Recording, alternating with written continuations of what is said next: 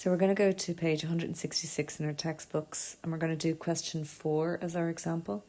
And there are 2 parts to this question. The first part where we have to find the inverse of the function, so I'm going to call that A. And then the second part where we have to prove that f inverse of f of x is equal to f of f inverse of x.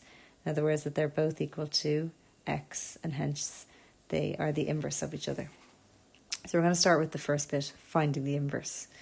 So we're given the function f of x is equal to x squared plus 6.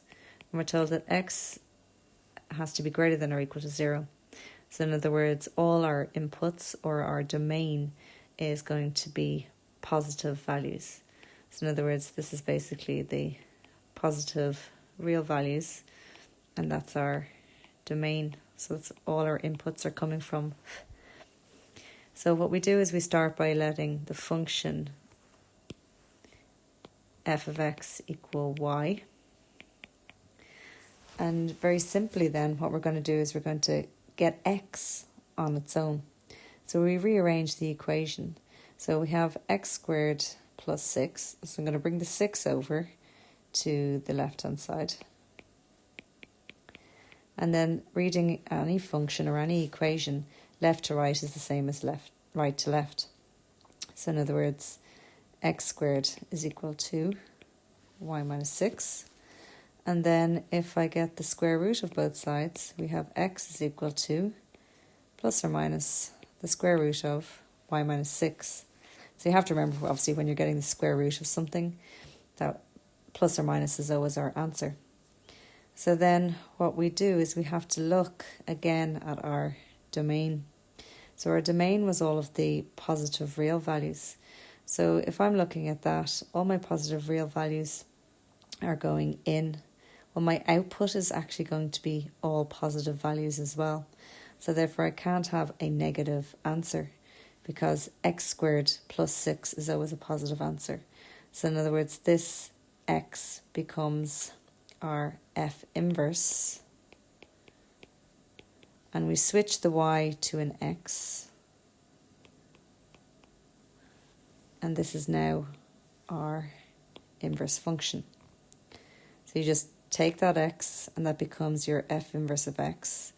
You take the y and you change it to an x at the very end, and then you have to look at the fact that plus or minus is in my answer, but of course the negative value doesn't make sense because of my inputs and outputs. So for the second part, we're going to have to show the left-hand side equals the right-hand side here. In other words, that they're both equal to x. So for the left-hand side, what we have is we want to show that if I take my input x and I put that into my function, then that output function is then going to input into the inverse function.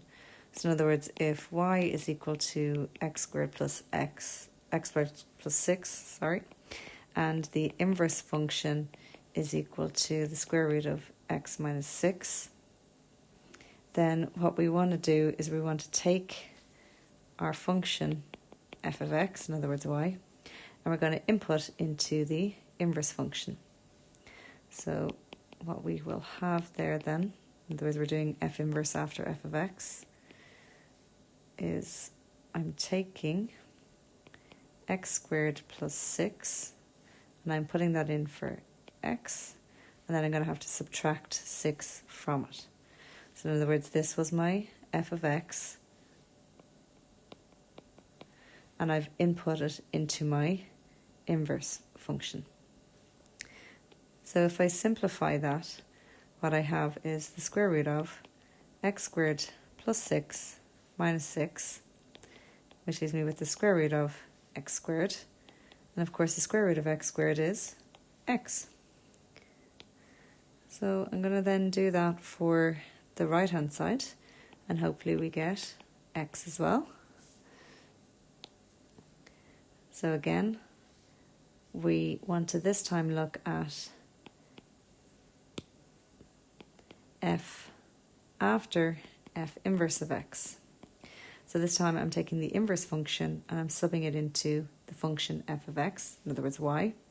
So y is x squared plus 6. So I'm going to take my input, root x minus 6, and I have to then square that, and then that's going to have 6 added to it. So in other words, this root x minus 6 is my inverse function, and I'm subbing that into f of x, which was this over here on the left. Okay, so if I simplify that, I have a square root squared, which eliminates the square root sign. In other words, that leaves me with x minus 6. And then I add 6 to that. And lo and behold, it's also equal to x, which is what we want. So therefore, we can say that the left-hand side equals the right-hand side. And therefore, they are both inverse functions of each other. So I'll get you to pause the video here, and you're going to try and do question 1, 2, 3, and 5 on page 166. So this is exercise 6.8. And you're going to do both finding the inverse and then also showing the left-hand side equals the right-hand side. In other words, proving they're both inverse functions of each other. So, feel free to come back to this example and watch the video again. Or if you're unsure of something, you can always use Flipgrid and send me a video to ask me a question, or you can just send me a direct message on Edmodo as well. Okay?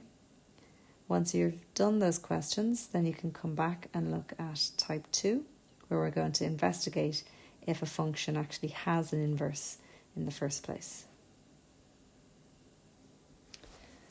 So type 2, investigative functions have inverses. So we've just looked at finding an inverse and also showing that each function was the inverse of each other. So what we now want to look at is, well, does a function actually have an inverse, and how can we tell just by looking at the function based on what we're given in the question? In other words, the domain, the codomain, and the function itself. So we have to remember that in order for a function to have an inverse, we saw in the PowerPoint, very, very important statement was that the function has to actually be bijective in the first place.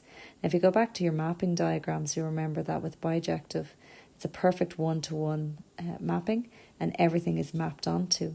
And therefore, to have an inverse, every input has to have an output, and that output has to be mapped back onto the input.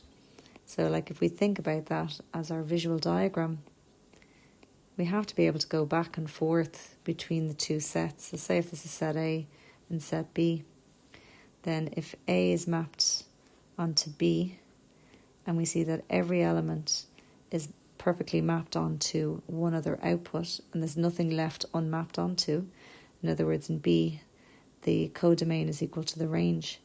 Well, in order for it to be an inverse, we have to be able to go in reverse. So in other words, we have to be able to go back also for it to be a perfect inverse function. And therefore, this is why it's so important for it to be bijective. So what we're going to do is we're going to look at question 8, which says that the function has domain or, in other words, the real numbers, and codomain or, and the function itself is x cubed. In other words, for every input, we're going to cube it. So, of course, sometimes we like to look at that as the function is f of x is equal to x cubed. So let me just mark up here. This is my domain, in other words, my input. And then this one is my codomain, in other words, my output. So we have to see, is this function injective or bijective? Well, let's just remove this mapping diagram for a moment. And what we want to look at is, well, what does this actually look like? Well, that's an x cubed graph. So we know that an x cubed graph is our saddle graph, which goes like this.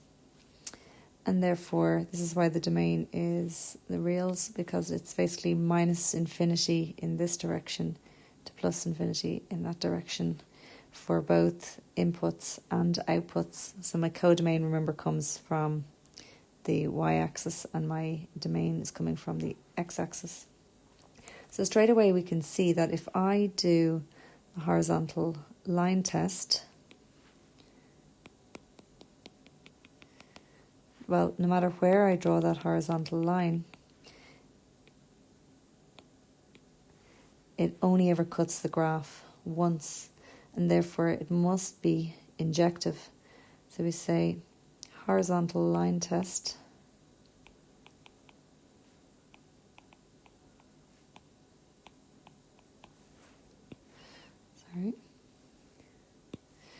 So horizontal line test cuts the graph only once, and therefore it must be injective. So of course that's one. We still have to now show that it is also surjective. Well, if I look for surjective, I can see that my codomain is equal to the real numbers. In other words, minus infinity to plus infinity. And my range, well, if I look at the graph for my range, so in other words, if I look over here, well, I can see again that my outputs are going all the way down, which would be minus infinity, and all the way up, which is plus infinity for my actual outputs. So my range is actually also the real numbers, in other words, minus infinity to plus infinity. So therefore, what we can say is that if the codomain is the real numbers and the range is the real numbers, then my codomain must equal my range. And we love when that happens, because basically that means then that it is surjective. So we finish with a little bit of a conclusion. We say, hence, f of x equals x cubed is injective and surjective. Therefore, bijective.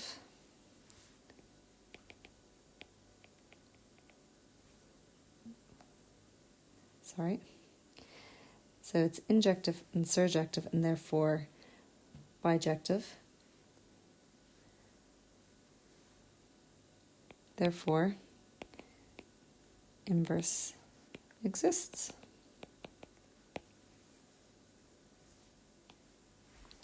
So if we have a look at question 9 in the same exercise, page 166, for a second example here of investigating if the function has an inverse or not.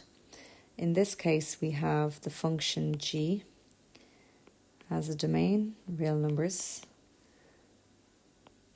and is mapped onto the codomain of the real numbers, where if I input x into my function, I'm squaring my outputs. So in other words, the function f of x is equal to x squared. So again, if I look at x squared as a function, we know already that that is a U-shaped graph because it's positive x squared, and it sits on the origin for the x squared graph. Now straight away, if I look at that and I want to see, does it have an inverse? I know that I have to prove it is bijective, and if I have to prove it's bijective, I have to look if it's injective or not. So to look for injective, I need to look at the horizontal line test. And I can see straight away that that is not going to pass the horizontal line test. So we say horizontal line test cuts the graph more than once.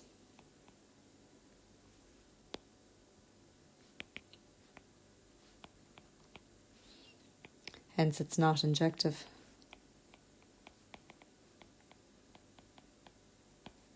Now you might think that's enough, but we should always look at surjective too to make the full statement.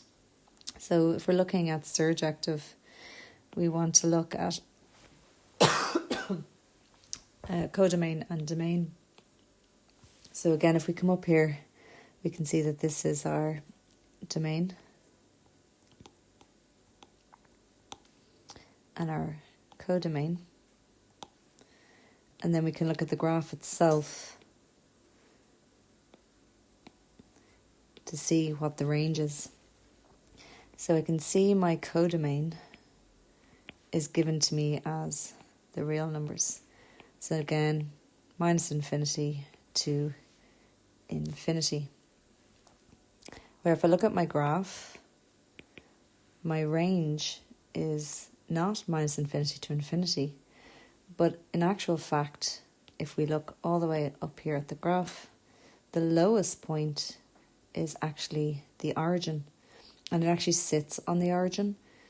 But the highest point, well, the outputs are going in both sides of the graph to infinity. So therefore my range is actually 0, which is included, so square brackets, all the way up to infinity for my y values, my outputs. And of course, we can't reach infinity, so we have to use a round bracket for that. So by looking at the codomain and seeing that the codomain is the real numbers and the range is actually only 0 to infinity, and again 0 to infinity is actually the positive real values, but these two are not equal. So we say, therefore, the codomain does not equal the range. Hence, the function is not surjective. And again, like anything, we have to do a conclusion. So we say, hence, the function is neither injective nor surjective, therefore cannot be bijective.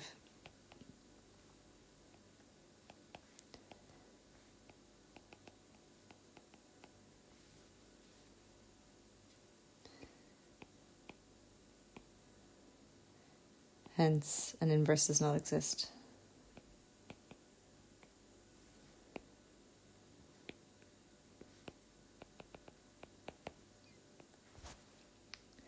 So what you're now going to do for me, using this idea of testing for injective, testing for surjective, and hence testing if it's bijective, by looking at horizontal line test, or does every input have a unique output, whichever you prefer.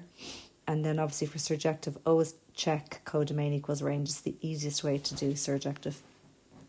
And you're going to do question 10, question 11, and question 12 on page 166. I also want you to have a look at question 15, and be careful when you get the inverse of this function, you have to write down the domain and the codomain. So think about that one carefully, please.